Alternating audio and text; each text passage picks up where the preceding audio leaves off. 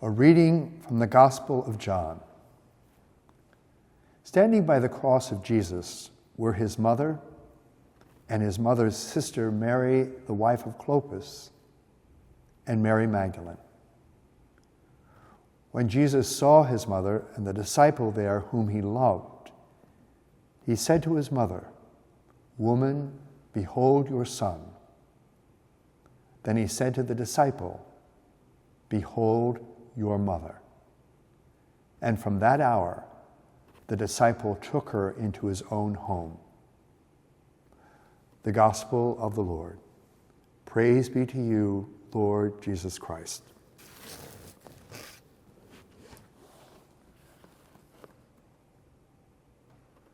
One moment with Mary that has deeply shaped my life as a priest is when she stood at the foot of the cross.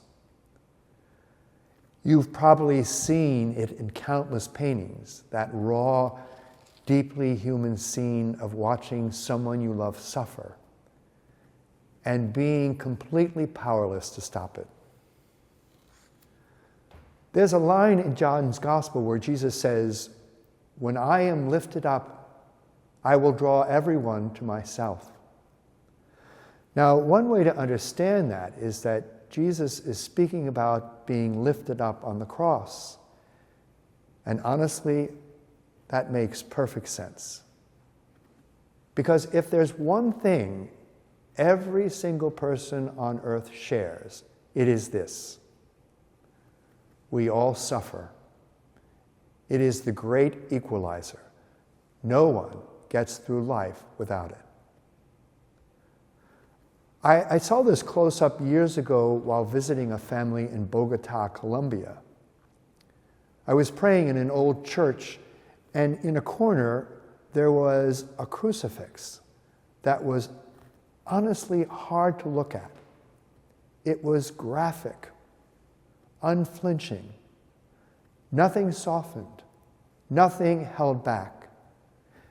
And standing right in front of it was an elderly woman. You could tell just by looking at her worn clothing, her weathered face. She knew hardship. She knew poverty from the inside.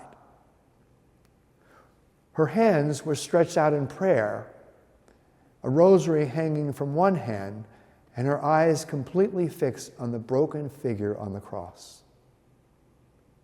And in that moment, it struck me. That's what Jesus meant.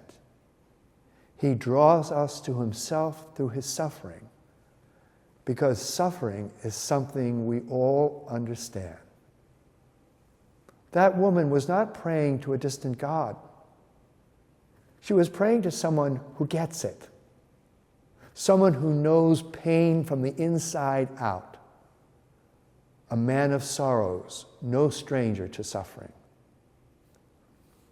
You know, sometimes watching someone we love suffer is even harder than suffering ourselves. Who among us has not stood by, helpless, when someone we love is in pain? I remember one night being called to Children's Hospital. A couple had an 18-month-old son. I don't remember the exact illness, but his head was swollen to twice its size. The pain was severe. And for some reason, the doctors could not give him relief. So the little boy just writhed and cried. He couldn't even lift his head. He moved from one end of the crib to the other, driven by relentless pain. He whimpered, he moaned, and he cried out for his mother. And yet they had been told not to pick him up. So his mother just stood there, eyes swollen from crying. And the father stood behind her, holding her. They looked completely lost, beyond comfort, beyond anger. They just wanted the pain to stop. I walked in with that familiar feeling every priest knows: dread and powerlessness. They looked at me with pleading eyes, almost afraid to hope. I prayed silently that I wouldn't say the wrong thing. I begged God for a miracle, but none came. All I could do was be there.